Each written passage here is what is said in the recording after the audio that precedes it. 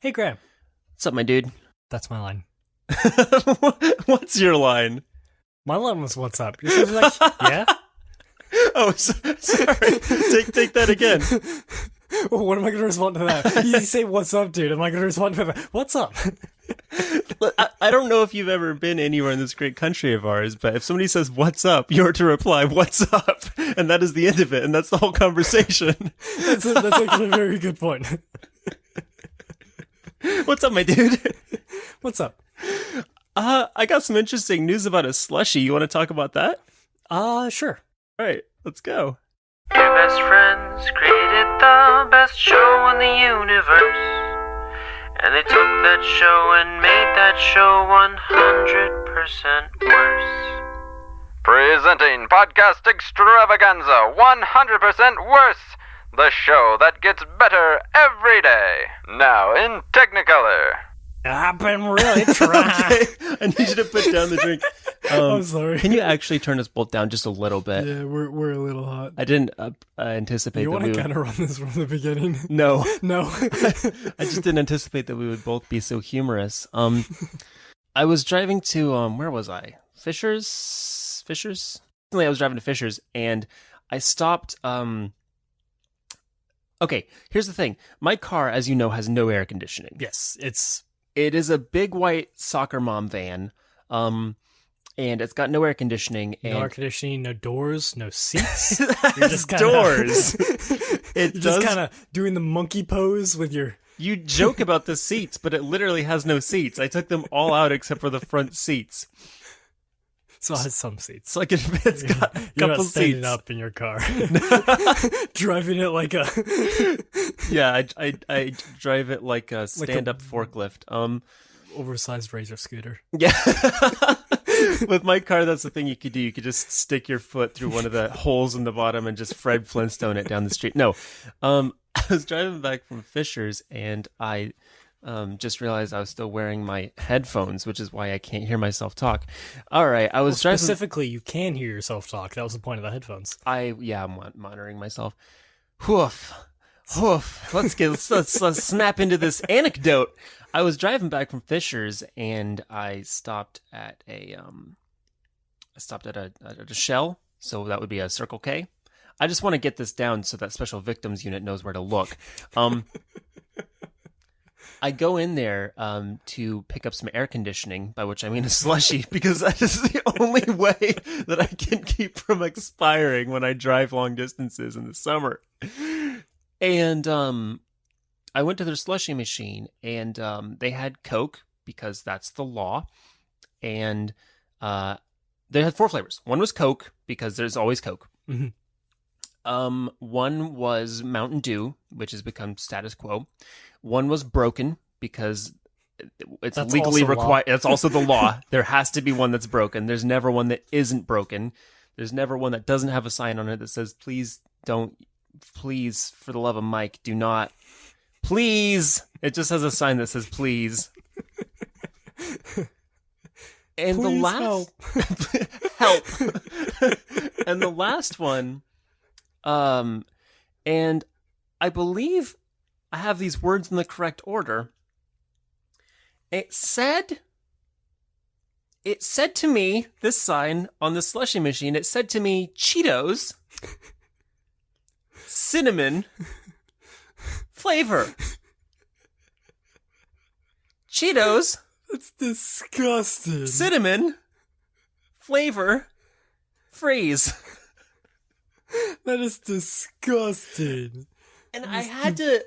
Worst idea. I kind of had to Hercule Poirot my way around it, because I'd never seen cinnamon-flavored Cheetos in my America.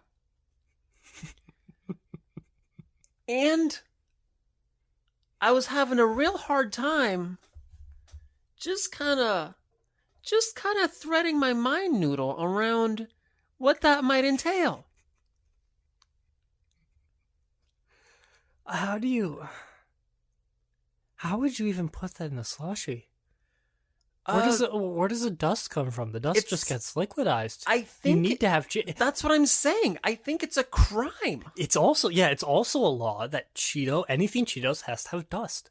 Has to have the Cheeto dust. If they didn't have Cheeto dust, I don't know. know. What if you drank the slushy and the Cheeto dust was in it and then just went all down your throat? Just all the dust just down your throat. Oh, it's disgusting. Here's what that's predicated on, and you just said it. What if I drank the slushy? And I'll tell you what happened. Did you? I'll tell you. I stood in front of that machine, and I had places to be, but I stood in front of that slushy machine for a minute and a half. And there were other people. They were all looking to get slushed, but I couldn't. I was affixed. I was transfixed. I was looking at it. I had my cup poised beneath the spigot. I couldn't do. It wouldn't move. My hand wouldn't move. I wanted Mountain Dew. Of course, I wanted Mountain Dew. But in front of me were the translucent words Cheetos, cinnamon, freeze, flavor, and maybe not in that order, or maybe they were. It all becomes a devilish anagram when you look at it too long. It was as if the demons were calling. I could hear the call of Cthulhu from this freeze machine in the Circle K. And I got Mountain Dew and I left, and I'll always wonder. And I know, when I was a kid, I read a book called The Magician's Nephew. It is a prequel to The Lion, the Witch, and the Wardrobe, as you know. Mm-hmm. The scene in The Magician's Nephew, where Diggory and Polly, the children, those are the names, travel to the world of Charn, is it called? And they come into this palace that seems to be just filled with wax figures or people frozen in time. And there's this bell there, just a bell with a hammer next to it, and there's a transcription on it that says Cheetos, cinnamon, flavor, freeze. And Diggory strikes the bell because it would drive him mad if he never knew. And that's where I was in the world of Charn, surveyed by the frozen Empress Jadis, urging me to sample her wares. And I wouldn't do it. And Narnia was pure because of my choices. And that's a 5-minute anecdote about a slushy flavor. So what else is new?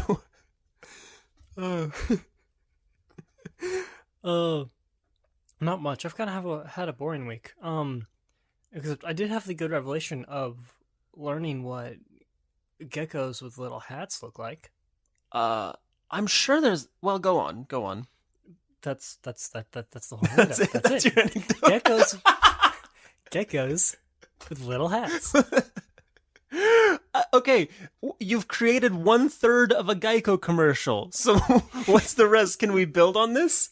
Can we add a Cockney accent? When we're up to 2/3, and can we add a quirky character? Aw. I just showed him a picture. Gunner's showing me pictures of geckos with little hats. That's very cute. It's adorable. That's real cute. Maybe we should. I would say. Okay, here's the thing. A better podcast or a radio station would probably tweet out a picture of these geckos with hats. Probably they would do that. That's a good way to kind of interact with your audience, to kind of. Here's something fun. But I'm gonna go ahead and. Not so much. No, you're gonna kind of have to either Google that or just imagine it. I'd rather you just imagined it. No, I'm gonna tweet it right now. I love that if you tweet it right now, it won't be relevant until Monday.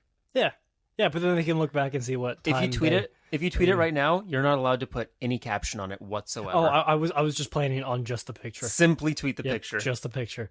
Meanwhile, while I'm doing this, you put a note in my phone. I did. We were driving up to Speedway. To get Not more Circle K, slushies. because I don't trust Circle K anymore. Why would they do me like that? Yeah, they get more slushies because it's slushy season, and I didn't have my phone with me, and I panicked on the way back because I had a thought and I couldn't store it in my head storage.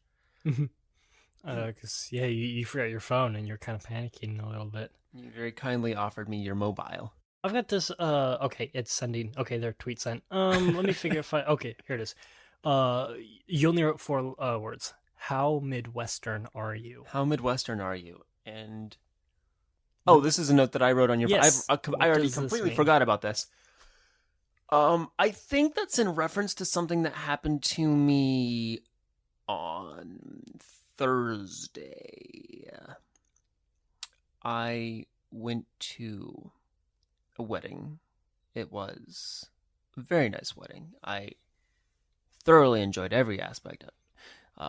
This has nothing to do with the fact that it was at a wedding. It's just that this is where it was when this occurred. How Midwestern are you? Well, first, how Midwestern are you? How Midwestern am I? Yeah, how Midwestern would you say that you are? I say yep Okay. to like everything. Yep. Exactly. Yep. How Midwestern am I? I've only ever eaten casserole. It is the only food I've ever consumed. Oh, I just noticed that you got and the. lasagna. Just noticed that you got the. That your slushy there has some tuna, peas, and macaroni floating in there. Yeah. It's a casserole. That's- It's Cheetos, cinnamon, casserole, flavor, freeze. It is forbidden. It is an abomination. Okay, so you've only ever eaten casserole. Everything you eat is a casserole. To be fair, casserole means leftovers that you put back in the oven. That's what casserole is. Yes, that is exactly what it is. We are in a perpetual state of leftovers. There's nothing new. It's only leftovers. There's no new food. That's the It's- thing about Indiana or the Midwest. It's There's an no new food. ecological nightmare and paradox. Everything is recycled Every- yeah. constantly. There's no new food at all. It's Yeah. all leftovers. Yeah. Even if you go to a restaurant, they serve you casserole, which is leftovers. Mhm. And then you take home some of that casserole in a doggy bag, and then that's leftovers. Mhm. And then you make it into a new casserole. Yeah. And the cycle continues. You pop into a fancy restaurant, you're like, yo, what you got in that fridge? They open the fridge and there's some like Tupperware in there. You can Mhm. like kind of pick and choose which Tupperware you want, and they kind of throw it in a pot. And a piece of KFC that you don't know how long it's been in there, but it's breaded, so you can't see if it's bad. You just throw that bad boy on in. Yeah, sure, why not? And some corn. Oh, obviously corn, wheat. That's like you straight up not Indiana if there's no corn. People don't know this. If you have a prosthetic limb in Indiana, it will be made. It will be a corn stalk. Yes, That's what it will be. yes. But again, the corn doesn't grow because no new food. No, it doesn't. The corn, they simply plant the casserole and it comes up. Here's why I ask, how Midwestern are you? I was at this wedding, the aforementioned wedding, and tables were kind of close together, and I was sitting in a corner with my folks, and I needed to squeeze past some people who were impeding my progress in this way, and without planning it, without forethought, without any device or conniving or premeditation whatsoever. We all broke out into the Thriller. Synchronized dance. We all got up. No, I began to walk between them, and as I walked between them, my lips began to move, though I had not summoned them to do so, and out of my lips came the phrase verbatim, "Ope, sorry, let me just squeeze past ya real quick." Ope, sorry, let me just squeeze past ya real quick. It It was a compunction. It was a what? A compunction. I was thoroughly compelled. I had no choice. I felt my limbs moving. I felt my lips moving. I felt the words pour out of my mouth like I had been possessed by Professor Ozpin. Was using my body to fight off against a addy or a creature of Grimm. Merely the vessel for the Midwestern spirit which came pouring out at me. Would this Midwestern spirit maybe be the same thing in the Cheetos cinnamon flavor freeze? Oh, if by the same thing you mean the devil, Beelzebub, that's completely possible. I don't think that the Midwestern spirit is the same as Beelzebub, but I do have to think, why else do we have a movie called Children of the Corn? That's actually a very good point. Coincidence? I think not. I think not. Speaking of that, well, no, actually, that's from a bunch of different stuff, but Yep. I was thinking specifically of The Incredibles thing. Yes. Incredibles 2 is coming out soon. It's coming out I'm real so excited. I don't know where I was going with this. I work at a movie theater, so everything I do is revolving around movie times and show dates. soon. Well, I'll tell you where you were going with that. You were just going to say how it's been long enough. It's 14 years. about time. I did my waiting 15 years of it. In Azkaban. It's honestly, as much as I've looked forward to Infinity War, I look forward to The Incredibles 2 just a little bit more. Here's the thing that's kind of sobering. As I was scrolling through Facebook, I came across a few promo videos for The Incredibles, and in between the trailers was just one that the whole video, the only thing that it was just Samuel L. Jackson sitting in a chair asking everyone to please be cool. Because it had been so long since the last one came out that all of the little kids who went to see the first one were now grown people who might scare the little kids who came to see the second one. Mm-hmm. It's theaters are gonna be atrocious. I can tell you that much right now. It's going to be a real divide. Thinking about this recently, because it also came up in a conversation, again, at the wedding. Not that it has anything to do with the actual wedding. This is just where I was when all these kind of conversational topics came into existence. I was thinking about my emo years, or at least the years that would have been my emo years. Because I think everybody has emo years, whether or not they listen to emo music during that time. I mean, I still listen to emo music. I mean, what are the emo years? Is it an age range? Is it a bracket? What is it? I'd say it's more of a mindset. Sure. But when people say back in my emo years, what do they normally mean? Normally? Yeah, what do they normally mean? Maybe young teen. Young teens? Maybe. That's a gross stereotype. Sure. Of course it is. A little red dude who has the crayons and the goldfish. What? Elmo.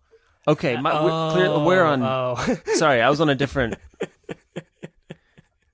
track there.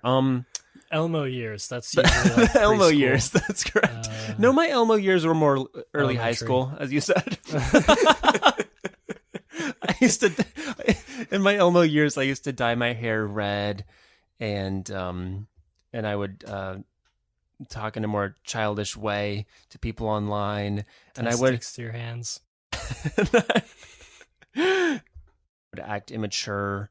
I would constantly complain about how the elderly didn't seem to be doing what they were supposed to do. That's basically still my emo years, actually. I'm not seeing much difference between my emo years and my Elmo years. The moment, have we cracked the code? Is Dan Brown going to descend from on high and tell us, like, oh, that was the plot of my new book, you ruined it. It was the Da Vinci Code 2. My point. Oh, was yeah, this. you never... What music did you listen to during your emo years? Oh, gosh. Yeah. Absolute bucket load of Panic at the Disco. But not like... I had a CD. Yep. The one that I Write Sins Not Tragedies was on. Sure, yep. Is a really good one, but like that was like the only thing I listened to. I only had CDs. Mhm. I didn't have an MP3 player or like the internet at the time, so I had Samesies though. I still have the Panic at the Disco CD. I didn't have My Chemical Romance, but I did have Fall Out Boy. Yeah, from Under the Cork Tree. Yeah, I actually lost that CD though. Big time. Because I was talking to here's what happened actually, and once again, this does relate a little bit to the wedding. All of the songs were played like at the reception. I knew them, like I'd heard them, I recognized them, but like everyone I was with, they knew every word. They knew every word to all of these songs, and that's when I realized like, oh, there's a disconnect here.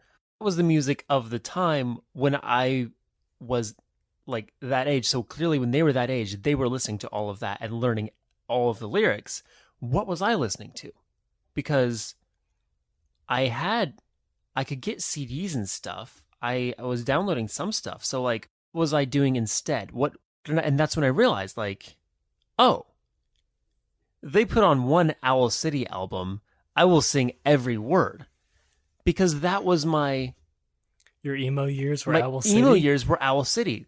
Could that be considered emo though? Here's the thing. Here's where I made the connection. Right?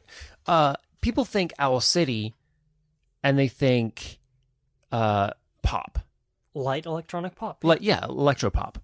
I would say really developed the genre. Like you might say artists like the Postal Service kind of invented it, but he kind of popularized it. I would say. And not just popularized it, but really did a lot of work in the genre. It's the emo music. And you think, no, like it's just light, like pop, and you listen to it, it's like, oh, these are just happy synthy songs.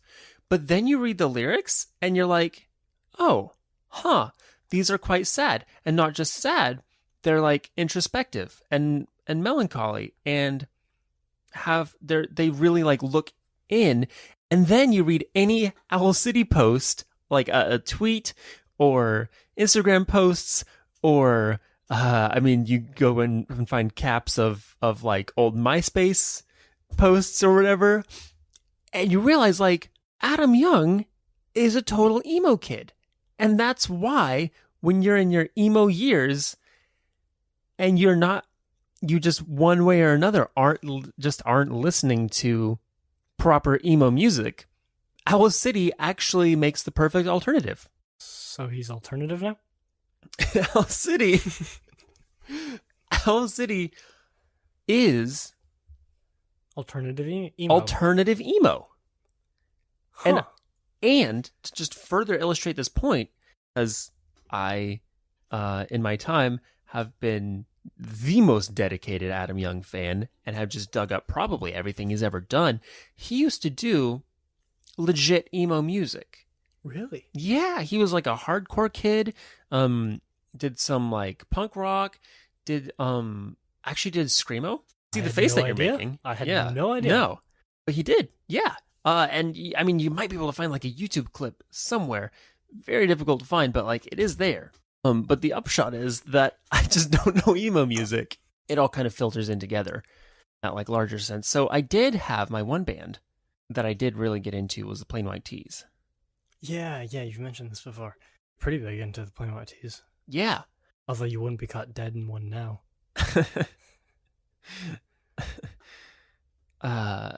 Here we have a classic joke playing off of the distinction between the Plain White T's, the band, famous for such songs as Hey There Delilah, and Plain White Tee, the article of clothing. Because I'm a professional comedian. This has been Inside the Gag with 100% worse. I'm flying out in a week. Where are you going? I'm going to North Carolina, where my brother lives. It's my 21st birthday. You know what that means. I have to have my driver's license reformatted and have that changed, which is going to be a pain. So B&Vs are always fun. the worst. I'm going to North Carolina, and I've got a plane flight, and I never know what to do on planes. This is going to be boring, but I bring a book. It's a boring answer. It's not a boring activity. let me rephrase that.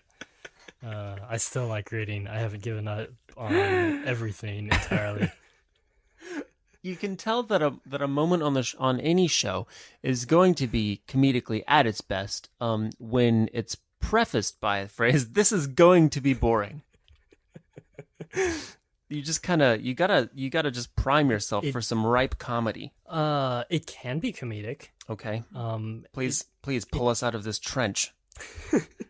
Depends on what book you read, but the trick is to read aloud, Okay. but softly to yourself, so only people immediately around you can hear what's going on. All and right. then, depending on the book, you can definitely set the mood. Yeah. I'm gonna go ahead and grab the Dictionary of Dreams because it's a book that's sitting right next to me. Wait, you know the rules. You can't What do you mean? just I can't? read from the Dictionary of Dreams if I haven't set the mood yet. Oh, okay. All right, give me a couple bars here, and then come in. So here's Connor's impression of what I should do on the plane.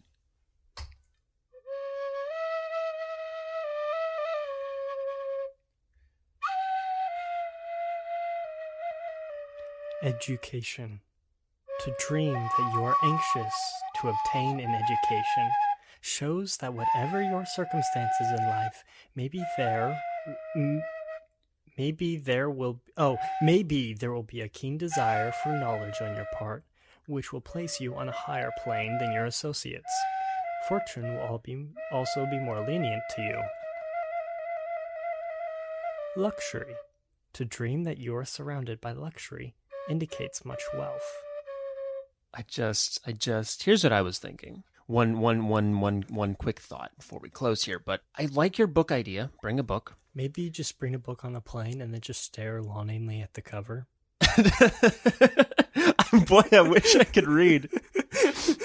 Maybe just kind of hold. So here's what you do: you bring Stephen King's latest, right? You're sitting there, and you're holding the book, and you're just staring at the cover, and you look at it just longingly. Maybe better than that, you bring Leonard Cohen's Book of Longing, so it's just really poignant, and you stare at the cover. And you sigh, you heave just a guttural sigh every now and again. Can we get a sample of what that might? Yeah, guttural. Guttural? How do you do guttural? In In the middle of a plane, staring at a book. Just full on Wookiee, top volume. It's a guttural sigh. And you try and guilt the person next to you into reading the book to you. Well, that's been our show. Yeah, Sorry, I don't mean to get meta on here, but Yeah. how do we close this? No, how do we? How do we? Yeah, like Really, how do we? what are the things that we Oh, say man. that we can close with? Well, here's what we can do. We can tell you where to find us and where to send us stuff. Oh, here's something fun. Wait, I got another anecdote. Short one. As listeners of Sellswords will know, and now listeners of 100% Worse, kind of the continuation reformat of Sellswords, I've got this obsession with the 1984 cartoon series Turbo Teen and my At this point, I don't think you need to explain it. unending quest to have it turned into a feature film. Well, maybe some people started listening at this episode. You never know. Oh, yeah, maybe. That said, I did have a go at trying to lock down the domain turboteen.com. Now, when I tried that, I was contacted by a lawyer who informed me that I could have turboteen.com for a mere $15,000. Oh, if the original Turbo Teen did not cost $15,000 to make. Nevertheless, after thinking on it, sleeping on it, I went on Google Domains and got turboteenmovie.com. So, if you go right now to turboteenmovie.com, that will take you to our website, the show's website. We are the Turbo Teen live action movie. This is it. If you go to turboteenmovie.com, it will take you straight to our show. And that might, if that's easier for you to remember than whatever other web address that we might have in the future, depending on what's available, then by all means. I believe this also works for email, right? It does. Yeah, It does. yeah. You can send us an email at 100%. Well, you can send us an email at 100%worse@gmail.com, which is the number 100 and then the words percent and worse @gmail.com. Or you can send us an email at 100%worse@turboteenmovie.com. Or if you prefer, you want to get all cash, hundo@turboteenmovie.com. Because when you buy a site with Google domains, you get like 100 alternate ones that you can use. And I plan to use every single one of them. And when you, by the way, when you email us or here, you want to drop the Twitter real quick? Oh, yeah. Hang on. Is our Twitter handle changed? It has changed from Cellswords Show, yes. It has changed from Cellswords. Yes. Let me go ahead and take a look at our new Twitter handle. I probably should have done that first. Okay. You can contact us on Twitter at 100% worse. That is 100 the numbers, and then the words percent and worse. Yep, 100% worse. And you can just tweet us about anything, send us a DM, whatever. Yep. We would love to hear from you. If you're funny enough, we will probably talk about you on the show. Because we will probably talk about you on the show regardless. Because we've coming from the two people who spent like, now that I'm looking at it, maybe 7 minutes at the top of the show talking about a slushy flavor. Just tell us what's on your mind. I'm sure it's very interesting. Email us whatever. Email us pictures of your cat. Email us what's on your mind today. Pictures of your gecko with a little hat. With a little hat. If you have a gecko, buy little hats. If you haven't already, put a little hat on it and send us a picture. We'll do something. I don't know. We'll do something for you. I hereby pledge to tweet out every single picture of a gecko with a little hat that we get in our inbox. Okay. Every single one. No captions, just every single one. If you tweet out a picture of a gecko wearing a little hat, and then you find me in real life, I will give you an object that I possess. And I don't know what it's going to be. It'll just be something that I have.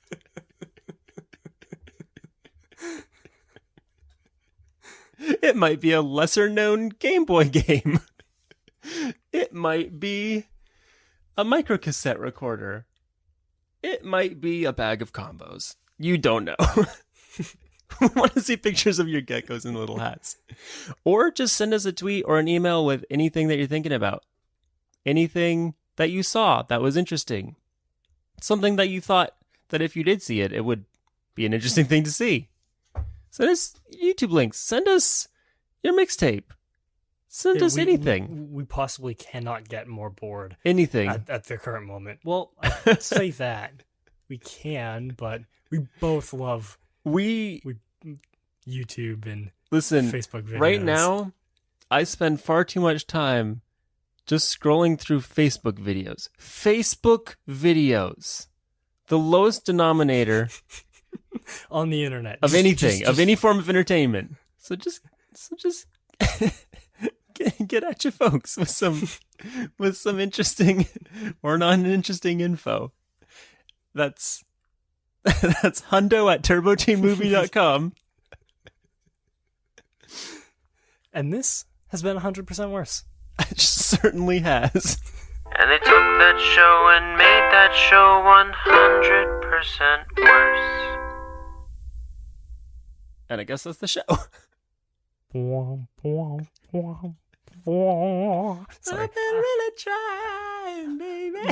The entire recording of this podcast, I have had that riff running through my head like the entire time. Of course you have. So I'm sorry if it looks like I was not paying attention to. I was trying to suppress a mind saxophone. Beware of former President Bill Clinton and his mind saxophone. Third-rate Marvel. He's the superhero. I'm turning this off.